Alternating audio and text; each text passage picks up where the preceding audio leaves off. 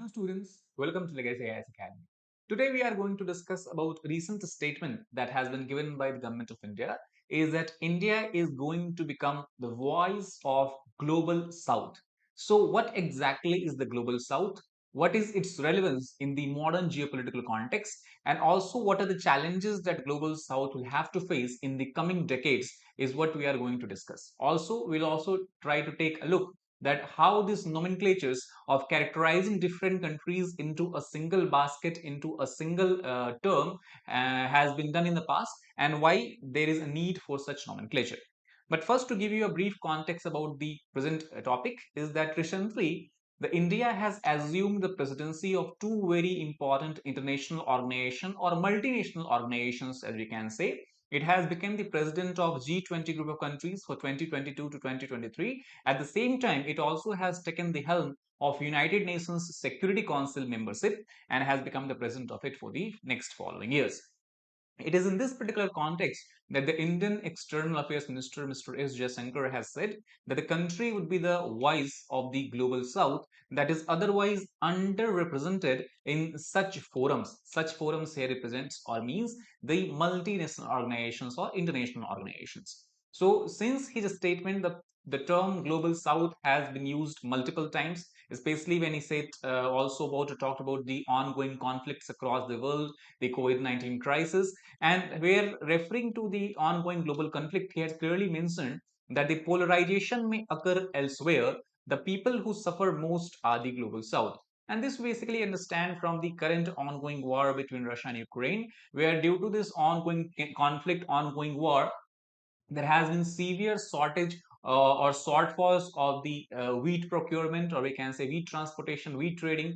Also, it has affected the oil seeds trading because Ukraine before war was one of the largest supplier of sunflower oil to India. That has been disrupted. The supply has been disrupted, and not even that. Even if you talk about the crude oil supply, due to the pressures of sanctions and all these different associated events, have also seen a quite shock in the crude oil market. So it is in this context we have to understand the use of term global south. So what basically we mean when we use the term global north and the global south.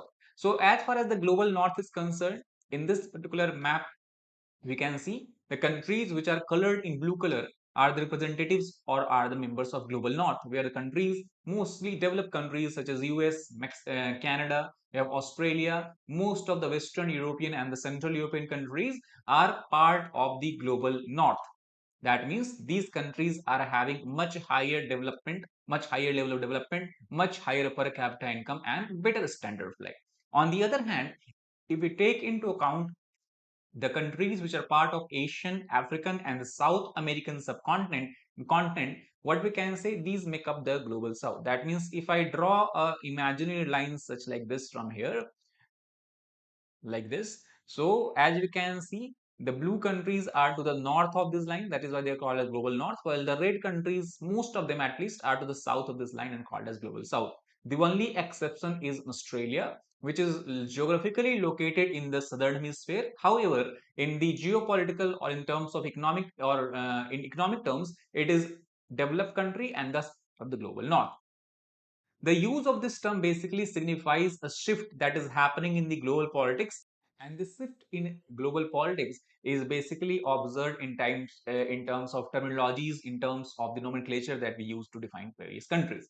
Now, this is not first time that we are trying to divide the countries of the world into two different baskets or two different systems. Before also, during the Cold War time especially, we have the classification where countries have been classified as first world, second world, and the third world countries. And on this particular map, you can clearly see the countries which are colored in the green color considered as first world countries. The yellow colored countries were categorized as second world countries, while the red colored countries were categorized as third world countries. And now you can clearly see that is why many times you might have seen that India is referred as a third world country. However, one major point we have to understand here, that most of time now in modern parlance when we say third world countries, it seems very derogatory nature, and most of the time people have this misconception that it refers to the level of development. However, the actual terminology did not have any reference to the level or stage of development. Basically, it divided countries on the basis of their alliances. The first world countries were those countries which were having alliance with the United States of America during the time of Cold War or after the post World War II. Similarly, the second world countries refer to those countries which were largely allies of the erstwhile Soviet Union, and we can say the country basically favor the ideology of communism, while the countries which were allies of US, they basically favored the ideology of capitalism. While at the same time, the countries which were non-aligned, which completely declined to become a member of either US allies or become allies of Soviet Union, they are called as NAM country or non-aligned countries, and those were categorized as a third world countries. And as you can see, most of the South America, Africa, Arabian Peninsula, as well as South, East, and West Asian countries were categorized as a non-aligned countries or thus third world countries. While at the same time, Russia, then that time Soviet Union, all its member states, China, Mongolia, these countries were categorized as a second world countries. Then further, once the era of development began, once the era of globalization, we can say, began, the characterization was also done in the terms of East versus West. When we talk about the West, this is also in today's term one of the most widespread uses. So when you talk about the Western countries, it basically is the term basically has more of a kind of economic connotations, and that is why they generally signify greater levels of economic development and prosperity among their people. And obviously this is because of the early industrialization that these countries followed the path of. On the other hand, if we talk about the Eastern countries, again refer to countries of Africa, Arabia, and Asia, which are considered as being in the process of the transition. That means they are in the developing stages. They're still trying to eradicate poverty. They're still trying to raise the life of the people or level of life of the people. They're trying to increase the economic opportunities and create job for the people. Thus, they are in the state of transition. They are developing. So this is the second kind of characterization that we observe.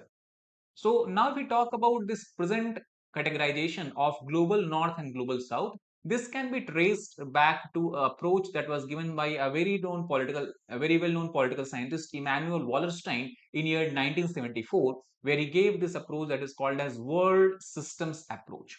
The basic basis of this approach was that he emphasized that we should not look at each of the individual countries or regions in a silo. Rather, we should try to have a perspective of having the interconnected perspective when you're looking at the world politics. That means no one country is acting alone, no one country is a rational and lone actor. Rather, countries are coming together, especially in this interconnected world, especially in this globalized world, and thus they are forming different types of grouping, different types of alliances, and thus they are joined together with each other in a kind of interconnected way. And that is why interconnected perspective is a better perspective of looking the world politics. So let us try to understand what is world systems approach as given by Immanuel Wallerstein. So as per his approach, he divided the countries of world into three different categories. The first category he classified is what he referred as a core zone. And in core zone, he included those countries which were reaping huge profits, obviously by following the path of capitalism, and also where they were the owners of the cutting edge technologies. And here the countries such as US, Japan, and the Western Europe can be included. The second grouping he did was what he referred as middle zone, where included countries such as India and Brazil. And on the last, he referred countries at the peripheral zone.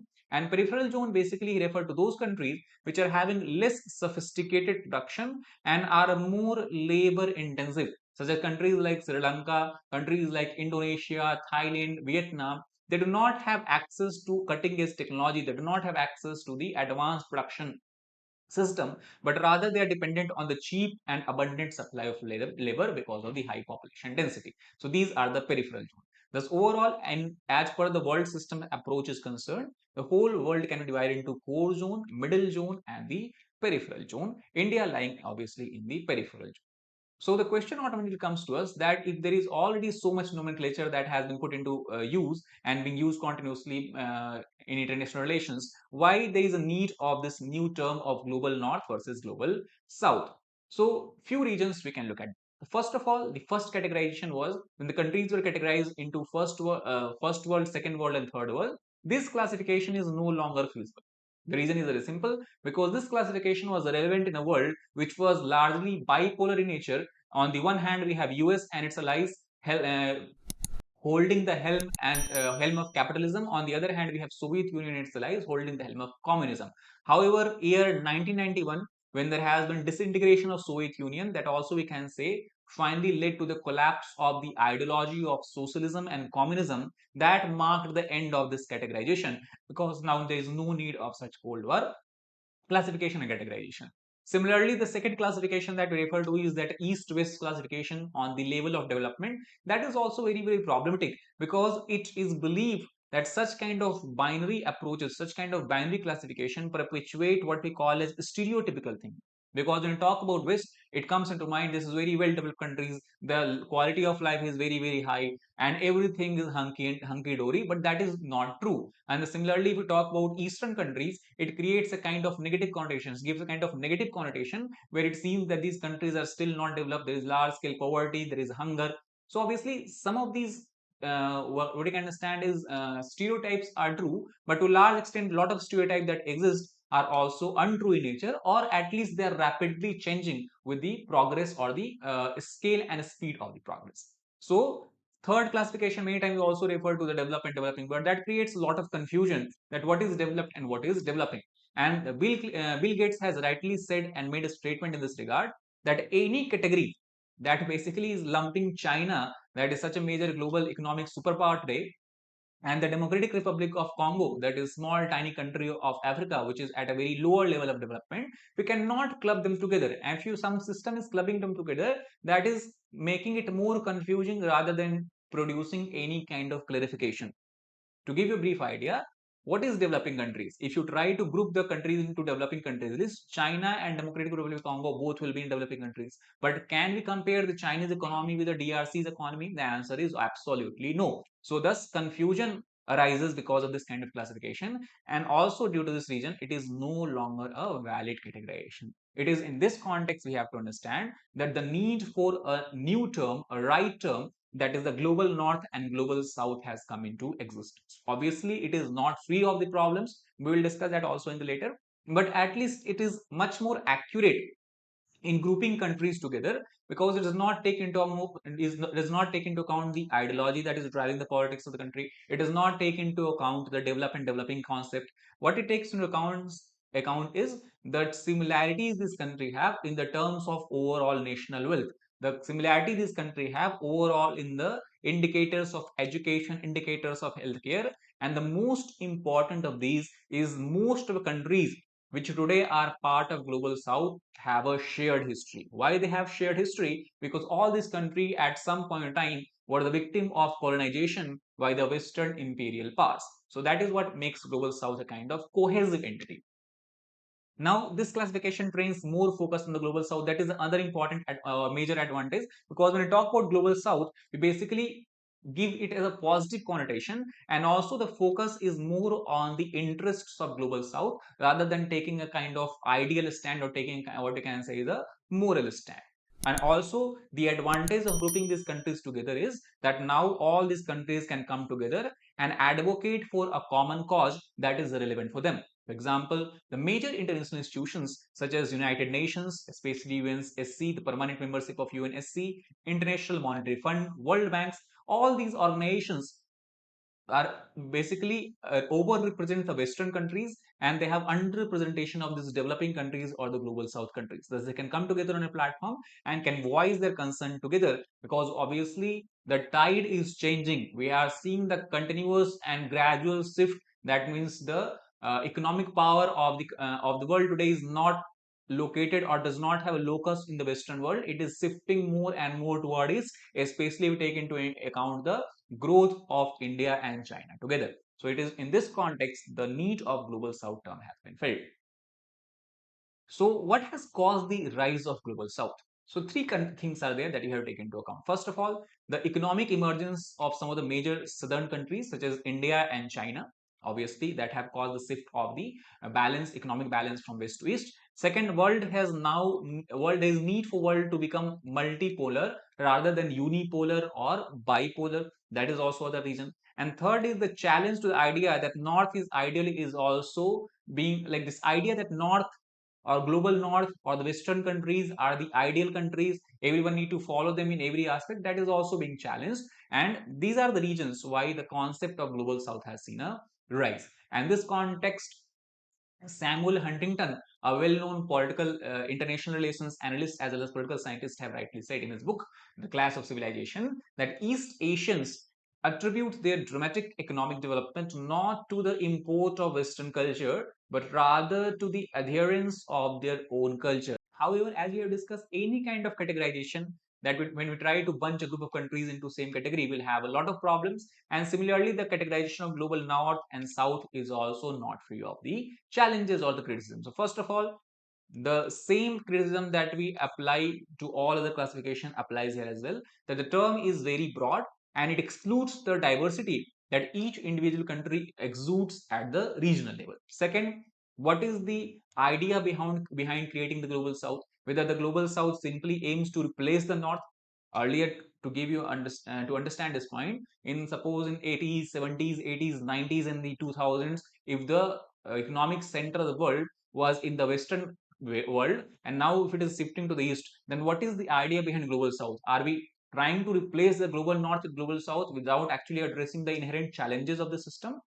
This is also not very clear, because if we do so, it will create and continue a cycle in which again few countries will accumulate crucial resources while other countries will be left behind. Similarly, the third question, that is very important questions that have not been addressed till now, is whether the elites are same everywhere, whether you take a Western countries, Eastern countries, whether you take a first world, third world. So the elites of the global South and the rising powers such as China and India, do they generally have the intention to challenge the dominant structure of global capitalist development? Because today, if we talk about elites, they have a huge control over the government and the government policy making, government decision making, by the way how they contribute in terms of finances to the ruling parties or the opposition parties. So this is also a very genuine question that need to be addressed. Without that, the whole concept of global South will fall flat. Thus, what you can say in conclusion, that in the rise of Asia, the continued neglect of Africa has been questioned as well, because obviously India and China, and even before that Japan, South Korea, all these are Asian countries, and they have grown economically at a very high rate and have changed their level of lifestyle, changed the scale of the economic growth to a very higher extent. However, the African countries have been left behind. We cannot name a single African countries which have enjoyed such a huge scale of development.